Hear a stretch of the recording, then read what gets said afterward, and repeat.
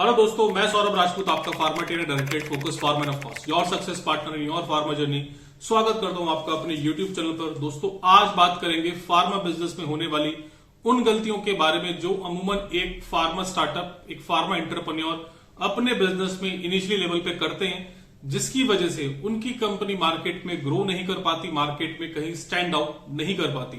और कई बार आपने देखा भी होगा यार, बहुत सारे फार्मा बिजनेसेस को या बहुत सारे फार्मा एंटरप्रेन्योर को ये कहते हुए, मेरी मार्केट में इनिशियली कुछ सेल आ भी गई है, मेरी मार्केट में थोड़ी बहुत सेल मैं कर रहा हूं, लेकिन अभी तक डॉक्टर के चैम्बर में या मार्केट में मेरी वो इमेज नहीं बन पाई जो मैं इस कंपनी की बनाना चाहता था।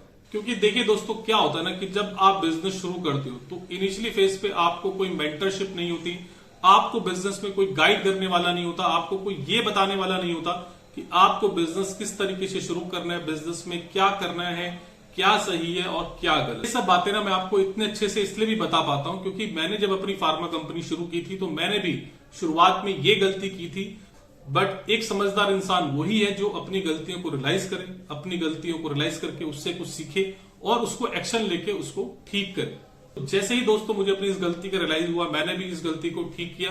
और वो कहते हैं ना कि आज के समय में एक स्मार्ट इंसान वो है जो दूसरों की गलतियों से सीखता है और उन गलतियों को अपने बिजनेस में करने से बचता है। इस तरीके से ना आप अपना टाइम, अपना एफर्ट और अपना पैसा तीनों बचा सकते हो। दोस्तों, आप एक समझदार और एक स्मार्ट फार्मा एंटरप्रेन्योर बनना चाहते हो तो इस वीडियो के आखिर तक बने रहना। वीडियो पसंद आए तो इस वीडियो को लाइक कर देना, शेयर कर देना और चैनल पे अगर नहीं हो तो चैनल को जरूर सब्सक्राइब कर देना। बिकॉज इस चैनल के थ्रू मैं आपके फार्मा बिजनेस के लिए ऐसा कंटेंट लेके आता हूं जो आपको पूरे यूट्यूब पे कहीं नहीं मिले, क्योंकि ये सब मेरे अपने पर्सनल एक्सपीरियंस है जो मैं आपके साथ शेयर करता हूं। तो आइए दोस्तों, जानते हैं कि वो एक ऐसी क्या मिस्टेक है, ऐसी क्या गलती है जो इनिशियली फार्मा एंटरप्रेन्योर करते हैं अपने बिजनेस में, जिसकी वजह से उनकी कंपनी ग्रो नहीं कर पाती, उनकी कंपनी की मार्केट में इमेज नहीं बन पाती। और वो ऐसी क्या एक गलती थी जो मैंने भी अपने बिजनेस की शुरुआत में की। और वो गलती है दोस्तों कि एज ए फार्मा एंटरप्रेन्योर शुरुआत में, लॉन्चिंग में ही अपनी कंपनी का बैग उठा के खुद अकेले जाके मार्केट में काम करना। हो सकता है दोस्तों आप मेरी इस स्टेटमेंट से एग्री ना हो, बट इस वीडियो के आखिर तक आप मेरी इस बात से बिल्कुल एग्री हो जाओगे कि ये एक ना बहुत बड़ी गलती है जो एक फार्मा एंटरप्रेन्योर इनिशियली अपने बिजनेस में करता है। वो क्या करता है कि अपनी कंपनी का बैग उठा के खुद ही मार्केट में निकल जाता है डॉक्टरों की कॉल करने के लिए, और सारे काम वो खुद ही करता है। डॉक्टर की कॉल भी खुद ही कर रहे हैं, डॉक्टर को रिमाइंडर भी लगा रहे हैं, केमिस्ट पे जाके प्रोडक्ट अवेलेबल भी करा रहे हैं, ऑर्डर भी ले रहे हैं, पेमेंट भी कर रहे हैं, यानी सारे काम वो खुद ही कर रहे हैं। एक तरह से मल्टीटास्किंग कर रहे हैं। वो क्या करते हैं, इनिशियली अपने अंडर में मेडिकल रैप नहीं रखते। वो सोचते हैं कि यार मैं अगर अपने अंडर मेडिकल रैप रखूंगा तो मुझे उसको 20-25 हजार रुपए महीने की सैलरी देनी पड़ेगी, तो मैं वो पैसा इनिशियली में बचा लूं।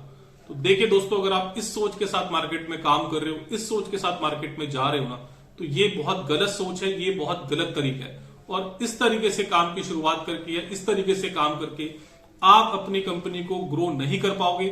और ग्रो करना तो बहुत दूर की बात है दोस्तों, आप अपनी कंपनी की अगर कुछ इनिशियली से ले भी आए ना, तो तब भी आप अपनी इमेज और अपनी कंपनी की इमेज मार्केट में कभी नहीं बना पाओगे।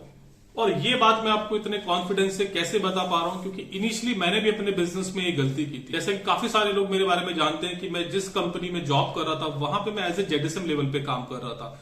8 साल मैंने उस कंपनी में जॉब की, और जब मैं जेडीएसएम लेवल पे काम करता था ना, तो मेरे साथ अमूमन 3 से 4 लोग डॉक्टर के चैम्बर में जाया करते थे कॉल करने। और डॉक्टरों को ना एक आदत थी मुझे 3-4 लोगों के साथ देखने की। और आपने ये चीज ना महसूस भी की होगी, यदि आप एक एक्सपीरियंस पर्सन हो, यदि आप एज ए मैनेजर काम कर रहे हो किसी कंपनी में, चाहे आप एबीएम हो, आरएसएम हो, जेडएसएम हो, तो आपने भी ये चीज नोटिस करी होगी कि जब आपके साथ 2-3 लोग एक साथ डॉक्टर के चैम्बर में जाते हैं ना, तो डॉक्टर की मेंटेलिटी पे इस चीज का ना बहुत बड़ा इफेक्ट पड़ता है। डॉक्टर भी आपको रिस्पेक्ट देता है, आपको टाइम देता है, आपकी बात को ध्यान से सुनता है। सेम वे भी दोस्तों मेरे साथ होता था कि जब मैं जेडीएसएम लेवल पे था और मैं 3-4 लोगों के साथ जाता था, तो जो डॉक्टर का मेरे साथ बिहेवियर था, डॉक्टर से मेरे साथ इंटरेक्शन करने का तरीका था ना, वो बहुत अलग होता था।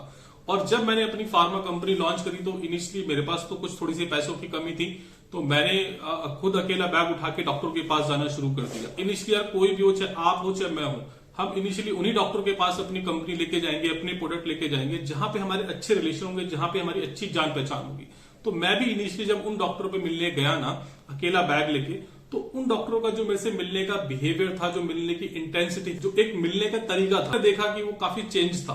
क्योंकि डॉक्टर को ना कभी भी मुझे उस तरीके से देखने की आदत नहीं थी कि मैं अकेला एज ए मेडिकल रैप की तरह बैग लेके डॉक्टर के चैम्बर में जाओ। क्यों? देखिए दोस्तों, आप इस बात को बिलीव करो या ना करो, बट साइकोलॉजिकली इस बात का ना बहुत बड़ा इंपैक्ट डॉक्टर के चैम्बर में पड़ता है। यदि मैं आपको इसको दूसरे एंगल से समझाऊं कि लेट सपोज कि अभी आप as a ABM, RSM, ZSM या आप इससे हायर डेजिग्नेशन पे काम कर रहे हो और कल के दिन को आप अपनी खुद की कंपनी खोलते हो, अपने खुद के ब्रांड लॉन्च करते हो, इनिशियली आप भी उन्हीं डॉक्टर्स पे जाएंगे जहां पे आपके अच्छे रिलेशन होंगे, जहां पे आपकी जान पहचान होगी। और ये बात भी बिल्कुल सही है कि लेट सपोज आपके 100 डॉक्टरों से अच्छी बातचीत है, पर 100 के 100 डॉक्टरों पे ना आपकी एक जैसे रिलेशन नहीं होंगे, एक जैसी बातचीत नहीं होगी। वहां पे कुछ डॉक्टर्स पे आपके पर्सनल रिलेशन होंगे, कुछ डॉक्टर ऐसे होंगे जो आपके जाते ही आपको डे 1 से सपोर्ट कर देंगे, कुछ डॉक्टर ऐसे होंगे जो थोड़े से क्वालिटी कॉन्शियस है, कंपनी कॉन्शियस है, अल्दो आपके रिलेशन है वो आपको सुनेंगे बट आपको प्रिस्क्रिप्शन नहीं देंगे। और तीसरे तरह के डॉक्टर ऐसे होंगे जो आपको कोई रिस्पॉन्स नहीं देंगे। तो लेट सपोज आपने उन डॉक्टरों के पास जाना शुरू कर दिया, तो आप उनमें से जो हो सकता है आपके जिनसे आपके पर्सनल रिलेशन हो, आप उनको इनिशियली बता सको कि सर ये मेरी खुद की कंपनी है, ये मैं अपना खुद का एक वेंचर है और इनिशियली मेरे पास अभी कुछ लड़के प्रोसेस में है, मैं हायर कर रहा हूं। तो आप उनको कुछ भी इस तरीके से बोल के कन्विंस कर सकते हो, प्रिस्क्रिप्शन ले सकते हो। बट जो बाकी के रेस्ट ऑफ द डॉक्टर और जो majority of the relation doctors है, उनको आप क्या बताओगे? क्योंकि आप हर किसी डॉक्टर को दोस्तों ये नहीं बता सकते कि मेरी कंपनी है, मेरा वेंचर है। वहां पे आप अपना कुछ ना कुछ डेजिग्नेशन डॉक्टर को जरूर बताओगे और डॉक्टर भी आपसे एक्सपेक्ट करता है कि आप यदि किसी प्रीवियस कंपनी में लेट सपोज अगर आप ABM थे या RSM थे या ZSM थे, तो एटलीस्ट उससे नीचे डेजिग्नेशन पे तो नहीं जाओगे, उससे नीचे डेजिग्नेशन पे तो नहीं स्विच करोगे। तो वहां पे आपको अपना डेजिग्नेशन ABM, RVM या ZSM आपको बताना ही पड़ेगा। और आपने अपना डेजिग्नेशन इतना बड़ा बता भी दिया, लेकिन आप खुद अकेले बैग लेके डॉक्टर की कॉल करने जा रहे हो, तो इससे डॉक्टर के दिमाग में क्या इंप्रेशन पड़ेगा? और वो समझ जाएगा कि या तो ये आपकी खुद की कंपनी है या ये कंपनी इतने लोअर लेवल की है कि ये मेडिकल रैप भी अफोर्ड नहीं कर सकती है, क्योंकि बिना मेडिकल रैप के या बिना टीम के कोई मैनेजर नहीं होता। और जब डॉक्टर ना आपको इतने बड़े डेजिग्नेशन पे देखता है आपकी प्रीवियस कंपनी में, और उसके बाद आप खुद ही डॉक्टर को जाके कॉल कर रहे हो, रिमाइंडर लगा रहे हो, अवेलेबिलिटी करा रहे हो, खुद सोचो कि आपके डॉक्टर के दिमाग में आपका क्या इंप्रेशन जाएगा, आपकी कंपनी की क्या इमेज बनेगी। और जितने भी मेरे फार्मा एंटरप्रेन्योर या फार्मा एक्सपीरियंस लोग हैं, वो इस बात को बहुत अच्छे से समझते हैं कि जो हमारा फार्मास्यूटिकल सेल्स बिजनेस है ना, ये डिपेंड ही टोटल रिलेशनशिप पे, ये डिपेंड ही टोटल इंप्रेशन पे। तो इसीलिए दोस्तों, इस वीडियो को देखने के बाद अपने बिजनेस में ये गलती मत करना।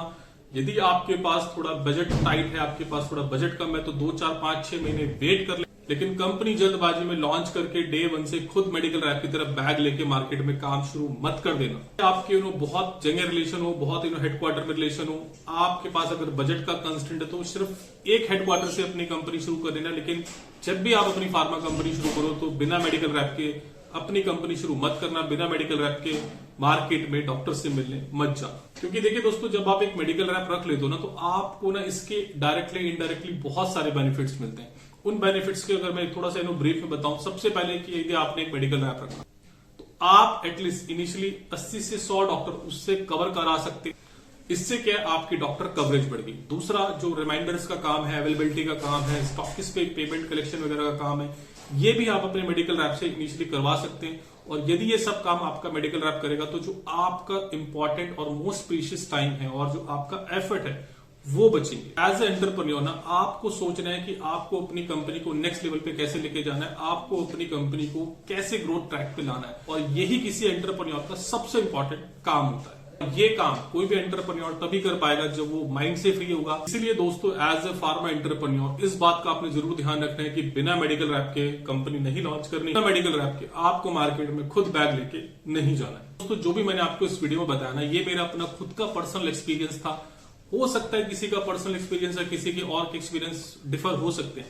आपको ये वीडियो कैसा लगा, आपकी इस बारे में क्या राय है, कमेंट सेक्शन में जरूर बताइएगा। और यदि आपको ये वीडियो पसंद आया तो वीडियो को लाइक शेयर कीजिएगा, चैनल को सब्सक्राइब कीजिएगा।